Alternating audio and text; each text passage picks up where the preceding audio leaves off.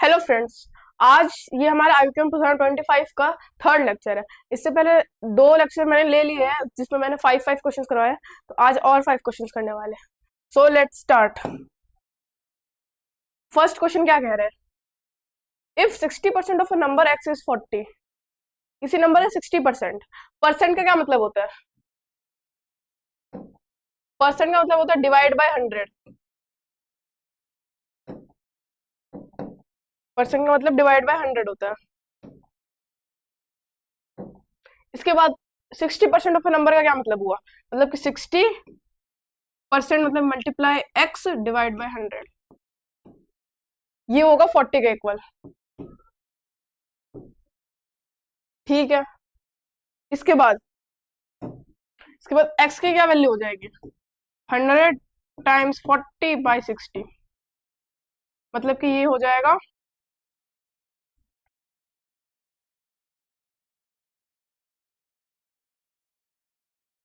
200/3। अब क्या पूछा हमसे? Then what is x percent of 60? X percent of 60 क्या होगा? X by 100 into 60। इसकी वैल्यू, एक्स की वैल्यू जब मैं इधर पुट कर दूंगा तो एक्स की वैल्यू 200/3 मैंने जब पुट करी तो फिर इस पूरे की वैल्यू क्या आ जाएगी? 3 1 जा 3, 3 20 जा 60, 5 जा 4 जा 40। इस पूरे की वैल्यू 40 आ गई। मतलब कि अगर किसी नंबर का 60% 40 है तो सेम नंबर का 60%। अब अगर मैं x परसेंट ऑफ y लिखूं तो ये वाली चीज y परसेंट ऑफ x के इक्वल हो गया, जो कि दोनों ही एक्स वाई अपॉन 100 के इक्वल है। सेम वे से इसकी वैल्यू भी 40 हो जाएगी। तो मूव करते हैं नेक्स्ट क्वेश्चन की तरफ। Find the number of positive integers n less than or equal to 100 which are divisible by 3 but not divisible by 2। इसका क्या मतलब है? जैसे कुछ नंबर मैं लिखता हूँ विच आर डिविजिबल बाय 3 का है मुझे, डिविजिबल बाय 3। अगर मैं 3 से डिविजिबल कुछ नंबर लिखूं तो क्या लिखूंगा मैं लिखूंगा 3, 6, 9, 12, 15, 18, 21, 24 डॉट डॉट डॉट। तो यहाँ पे लिखा which are not divisible by 2, मतलब 2 से डिविजिबल नहीं है, तो सारे इवन नंबर हट जाएंगे। तो अब जो मुझे सीक्वेंस मिलेगा वो क्या मिलेगा? 3, 9, 15, 21 डॉट डॉट डॉट।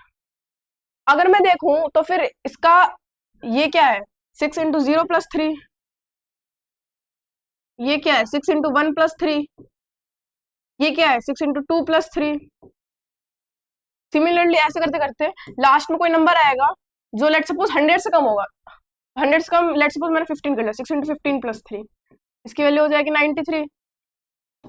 इसके बाद इससे 6 ज्यादा, मतलब कि 99 आएगा, जो कि है 6 इंटू 16 प्लस 3।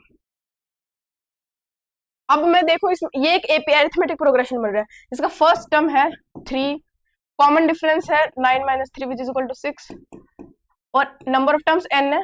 तो फिर ए एन क्या है? nth टर्म 99 है, जिसका फॉर्मूला क्या होता है? a plus n minus 1 into d. अब अगर मैं इधर से 99 is equal to 3 plus n minus 1 into 6 put कर दूं तो मुझे n की वैल्यू क्या मिल जाएगी? 17। तो मतलब कि 100 से छोटे 17 नंबर्स है जो 3 से डिविजिबल है पर 2 से डिविजिबल नहीं है। इस क्वेश्चन का आंसर हो जाएगा 17, जो कि एक 2 मार्क्स का क्वेश्चन था, ये जो कि 2 मार्क्स के लिए है भी इजी। तो नेक्स्ट क्वेश्चन करते हैं। ये थोड़ा हार्ड है, 3 मार्क्स का था ये, देखते हैं कैसे होगा। कंसिडर अ फ्रैक्शन, यहाँ पे फ्रैक्शन वर्ड छूटा हुआ मिस प्रिंटिंग से, यहाँ पे आएगा फ्रैक्शन। कंसिडर अ फ्रैक्शन, तो फिर a by b not equal to 3/4, इसका क्या मतलब है? a बाई बी 3/4 के इक्वल नहीं है। ठीक है। Where a and b are positive integer with GCD of a and b is equal to 1 and b is less than or equal to 15, if this fraction is chosen close to 3/4 amongst all such fraction. मतलब कि जो ये a by B है वो 3/4 के बहुत पास है, 3/4 के बहुत पास है। मतलब ये जो इसमें से 3/4 माइनस करेंगे और इसका मॉड्यूलस लें, क्योंकि नेगेटिव भी हो सकता है पॉजिटिव भी हो सकता है, तो फिर ये वाली वैल्यू बहुत कम है, मिनिमम मिनिमम। तो फिर अब मुझे फाइंड करने से मिनिमम वैल्यू, तो अगर मैं इसको थोड़ा सॉल्व करूं तो ये हो जाएगा 4a -3b/4b, इसकी मिनिमम वैल्यू।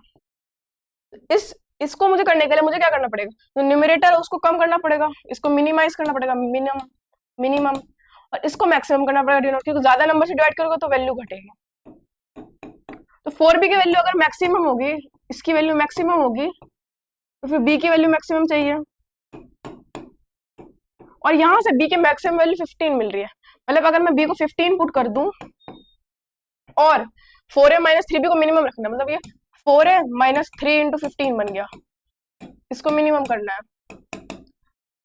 इसकी वैल्यू हो जाएगी 4a-45, और इसको हमें मिनिमम करना।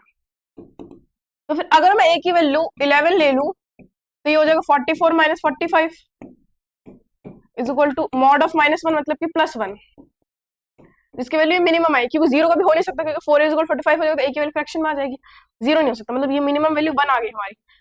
1 कब आई, जब a की वैल्यू 11 थी, मतलब a की वैल्यू 11 हो जाएगी। तो बस हो गया हमारा काम। फ्रैक्शन क्या मिला हमें, a/b, इसकी वैल्यू हो जाएगी 11/15। हमसे पूछा क्या है, what is the value of a + b, मतलब 11 + 15, इसकी वैल्यू हो जाएगी 26। तो इस क्वेश्चन को इजीली हम कर सकते हैं, लेकिन अगर हम इसमें डेसिमल में कन्वर्ट करें तो हमें थोड़ा और टाइम लगेगा और ये हार्ड हो जाएगा क्वेश्चन। तो let's see the next question. ये एक बहुत अमेजिंग क्वेश्चन है, 3 मार्क्स का। करेंगे कैसे इसे हम इसे करने के लिए पहले इसका डायग्राम बना लेते हैं।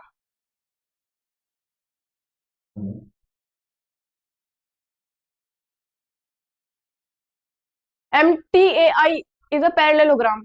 MTAI is a parallelogram. तो लेट्स सपोज मैंने उसको ड्रॉ किया,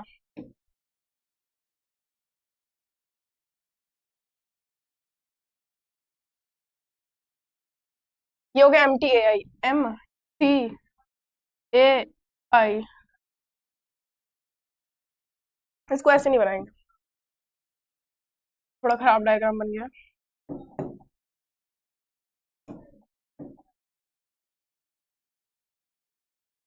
लेट्स सपोज ये बना पैरेललोग्राम,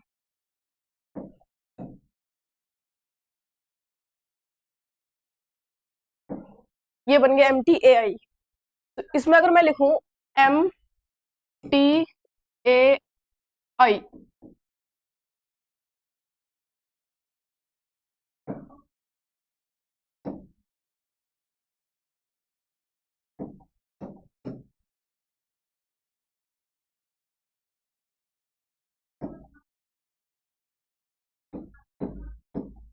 MTAI, इसके बाद क्या करें, इसके बाद क्या है कि इसका एरिया 40/41 है, such that MI = 1/M2 MT। मतलब अगर मैंने MT को x एज्यूम कर लिया, MI की लेंथ क्या हो जाएगी 1/x। इसके बाद क्या करें, इसके बाद इसका एरिया मुझे गिवन है 40/41। तो अगर मैं इधर एक परपेंडिकुलर ड्रॉप करूं और इस लेंथ को h कह दूं, तो एरिया क्या होता है, परपेंडिकुलर इंटू बेस, बेस हो जाएगा x, क्योंकि इस बेस लेंथ है x, ये x, ये भी x, इसकी वैल्यू हो जाएगी 40/41। तो h की वैल्यू क्या हो जाएगी 40/41x। तो h को 40/41x लिख देंगे, 40/41x। इसके बाद ट्राइंगल, लेट्स सपोज मैंने इस पॉइंट को D कह दिया, तो triangle mid, triangle MID mid में अगर मैं cos थीटा की वैल्यू निकाली और इस एंगल को मैंने थीटा कह दिया थीटा,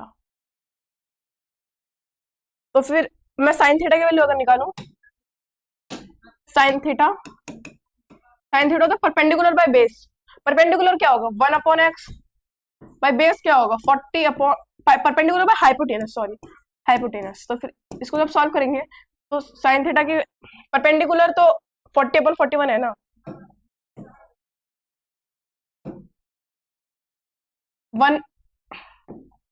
40/41x अपॉन 1/x, तो इसकी वैल्यू हो जाएगी 40/41। जब साइन थीटा की वैल्यू ये आ गई तो कॉस थीटा कैसे निकालेंगे, कॉस थीटा को कर देंगे हम √1 - sin स्क्वायर थीटा, तो ये हो जाएगा √1 - 1600/1681, जिसकी वैल्यू हो जाएगी √81/1681। जिसको हम 9/41 भी लिख सकते हैं। cos थीटा की वैल्यू 9/41 हो गई। अब अगर इसको ध्यान से ऑब्जर्व करें, यहाँ पे हमें क्या मिली थी, cos थीटा की वैल्यू 9/41। अब अगर मैं MA को ड्रॉ कर लूं, एक बार दोबारा क्वेश्चन पढ़ते हैं। क्वेश्चन में पूछा गया है if d is the least possible length of diagonal MA, मतलब कि MA की लीस्ट पॉसिबल वैल्यू चाहिए हमें और d² की वैल्यू चाहिए, तो MA की लीस्ट पॉसिबल वैल्यू। तो फिर अगर मैं अब इस ट्रायंगल MIA, ट्रायंगल MIA, ये वाला ट्रायंगल MIA में cos थीटा लगाऊं, cos रूल लगाऊं, cos रूल, तो cos थीटा की वैल्यू क्या होगी, साथ वाले दो साइड 1/x का होल स्क्वायर प्लस x का whole square minus opposite side मतलब MA का whole square divided by 2 into साथ वाली साइड्स मतलब 1/x और x कट जाएगा, नीचे बचेगा 2। तो फिर अब इसको मैं लिख सकता हूं कि 2 को दूसरी तरफ शिफ्ट करूंगा तो ये हो जाएगा 2 cos theta is equal to 1/x square plus x square minus d square मतलब m स्क्वायर मतलब d स्क्वायर।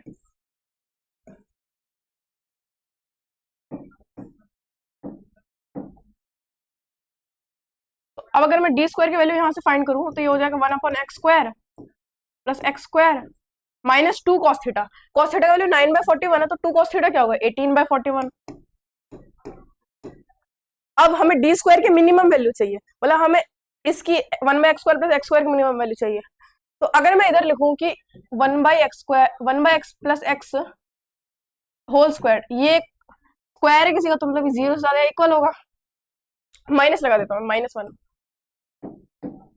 माइनस, ये 0 से ज्यादा इक्वल होगा। इसको जब मैं आगे सॉल्व करूंगा तो 1/x square plus x square minus 2 greater than equal to 0। 2 को दूसरी तरफ शिफ्ट करूंगा तो ये हो जाएगा 1/x square plus x square greater than equal to 2, मतलब ये वाली चीज greater than equal to 2 minus 18/41 है। इसकी वैल्यू हो जाएगी, सॉल्व करने पे हो जाएगी 64/41। तो मतलब कि डी स्क्वायर की वैल्यू क्या आ रही है, डी स्क्वायर की value greater than equal to 64/41 आ रही है। तो डी स्क्वायर की जो मिनिमम वैल्यू होगी, मिनिमम वैल्यू वो हो जाएगा 64/41। तो अब डी स्क्वायर की मिनिमम वैल्यू 64/41 आ गई हमारी, इसकी वैल्यू होगी 64/41। a माइनस बी का मॉड करेंगे तो 64 माइनस 41 का mod is equal to modulus of 23, मतलब इसका आंसर हो जाएगा 23। तो इस क्वेश्चन को हम इस तरह से कर सकते हैं। सबसे पहले हमने क्या किया, हाइट निकाली सबसे पहले हमने, फिर हमने साइन थीटा और कॉस थीटा की वैल्यू निकाली उधर थीटा पुट करके, उसके बाद हमारा काम आसान हो गया। फिर हमने सीधा कॉस रूल लगाया और इससे वैल्यू निकाल ली। तो कॉस रूल क्या होता है एक बार दोबारा मैं बता देता हूँ, साथ वाले दो साइड का स्क्वायर का सम माइनस में जो ऑपोजिट वाली साइड है उसकी स्क्वायर डिवाइडेड बाय, डिवाइड करना उसे 2 टाइम्स साथ वाले साइड का प्रोडक्ट। तो चलिए मूव करते हैं नेक्स्ट क्वेश्चन की तरफ। ये 5 मार्क्स का क्वेश्चन था यूकेएम का, बहुत ही अमेजिंग क्वेश्चन है, इसे अभी हम करके देखते हैं क्या है इस क्वेश्चन में। There are m blue marbles and red marbles on a table, Aman and Babita play a game, मतलब कि कुछ ब्लू मार्बल्स है, कुछ ब्लू मार्बल्स है, कुछ रेड मार्बल्स है, ये एम है और ये एन है, ठीक है। अमन एंड बबीता दो लोग हैं, एक अमन है एक बबीता है। Play a game by taking turns, in each turn a player has to pick a marble of the colour of his her choice. Arman starts first, मतलब पहले ये स्टार्ट करेगा। And the player who picks the last red marble, मतलब जो last red marble, last red जो ये उठाएगा वो जीत जाएगा, वो विन कर जाएगा। For how many choices of m by m comma n can Arman force a win, मतलब कि लेट्स सपोज मैंने कोई एम और एन माना, लेट्स सपोज मैंने इसे 2 माना इसे 3 माना, पहली बारी अरमान की है, ठीक है भाई। फिर अरमान को क्या करना, जीतना है। अगर उसने रेड वाला उठा लिया तो फिर एक रेड बचेंगे और बबीता एक रेड उठा के जीत जाएगी, तो फिर वो ब्लू वाला उठाएगा, वो अगर ब्लू वाला उठाएगा तो इधर 2 ब्लू बचेंगे, 2 रेड बचेंगे।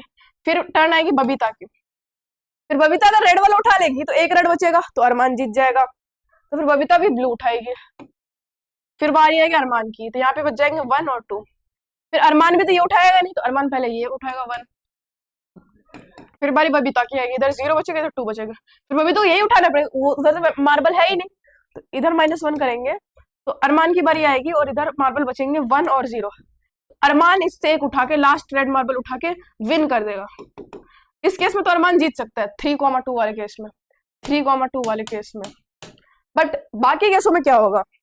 तो अगर देखें इस केस में, तो फिर मान लो कि मैंने स्टार्टिंग में स्टार्टिंग की मैंने रेड और ब्लू मार्बल है, M और N। जब मैंने रेड मार्बल 1 रखा और ब्लू मार्बल एनीथिंग रखा, एनीथिंग, तो अरमान क्या करेगा? इस रेड मार्बल को उठा लेगा और जीत जाएगा, विन कर जाएगा, विन। तो मतलब इस वाले केस में तो सारे, मतलब कि M, N क्या हो सकता है? Anything, 1, anything, 1। ठीक है, इसके बाद क्या करें? इसके बाद अगर हम देखें, मान लो ब्लू मार्बल लिया और रेड मार्बल लिया, पहले पहले अरमान उठा रहा है, फर्स्ट अरमान की टर्न है। तो let suppose even number of marble थे, अगर इवन नंबर ऑफ मार्बल्स होंगे तो फिर क्या होगा? अरमान पहले उठाएगा, बबीता लास्ट में उठाएगी और जीत जाएगी। तो इवन नंबर ऑफ मार्बल हमें नहीं चाहिए, हमें चाहिए अरमान को जिताना है। तो हमें रखना ऑड नंबर ऑफ मार्बल, कि अरमान पहले उठाएगा, अगर ऑड नंबर होंगे तो फिर वही लास्ट में उठाएगा और वही जीतेगा। तो लेट सपोज मैंने रेड में लिया 2 या फिर 4 या फिर 6 या फिर 8 या फिर 10, तो फिर क्या होगा? तो फिर क्या होगा? तो फिर ये 5 है, अब यहाँ पे इवन है, हमें टोटल चाहिए ऑड, मतलब हमें यहाँ पे ऑड रखना। ऑड ऑड ऑड क्या हो सकते हैं? 1, 3, 5, 7, 9, 11। एक ऐसा केस बन सकता है। इसमें से टोटल कितने पॉसिबिलिटीज है? इसमें है 1, 2, 3, 4, 5, 6 है, इसमें है 5 है। टोटल केसेस इस वाले केस से, ऑड इवन वाली केस से, ऑड कॉमा इवन वाली केस से 30 केसेस बन जाएंगे। 6, 5 30। अगर मैंने लिया यहाँ पे ऑड, मतलब कि 1 तो ले लिया हमने, 1 वाला केस लेंगे नहीं, बचा 3, 5, 7, 9, 11। और यहाँ पे लिया इवन, तो फिर यहाँ पे आएगा 2, 4, 6, 8 और 10। 0 नहीं आ सकता क्योंकि M और N की वैल्यू 1 से 11 के बीच में। तो फिर इधर कितने केसेस बने? 5, इधर भी 5। अगर इवन ऑड वाला केस लिया हमने, तो फिर 5, 5 25 केसेस बन जाएंगे। और इधर एनीथिंग की वैल्यू क्या हो सकती है? एनीथिंग की वैल्यू हो सकती है 1 से लेकर 11 तक, मतलब इधर 11 केसेस बन गए।